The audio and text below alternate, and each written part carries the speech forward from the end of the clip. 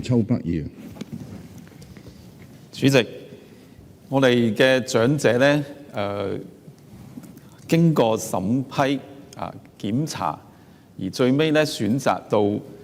即係殘疾嘅長者係選擇到去內地養老。局長咧雖然話好難去俾到個數字，但係我哋亦都可能可以嚟到想像到呢啲嘅長者咧，其實係不良於行啊，亦有啊，唔方便咧係各種嘅折騰。既然咧已經經過審批，亦都能夠去到內地去養老，其實係咪應該有一個叫做經過審批之後，唔需要再翻嚟咧嚟到去住夠嗰60日嘅一個規限嘅寬免咧？其實呢個先至係能夠更好將你個政策原意咧嚟到去貫徹嘅。點解局長唔去考慮呢個嘅寬免呢？局長，主席，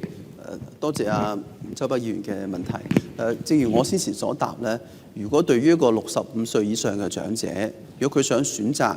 一個可攜嘅福利金，想內地去養老，其實有選擇嘅。佢可以選擇去申請長者生活津貼。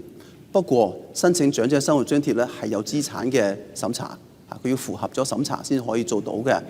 咁但係如果你話我過唔到資產審查，但係我身體狀況好差，我攞緊高齡嘅津貼，其實佢呢一班嘅老人家，佢相對嚟講佢嘅經濟能力係好好多嘅。咁大家就要問，我哋有限嘅公共資源應該點樣用得最好呢？所以我哋喺選擇邊一啲可攜現金點樣做嚟講嘅限制如何去設限嘅時候咧，都一定要考量埋政府嘅資源如何運用得更加好。多謝主席。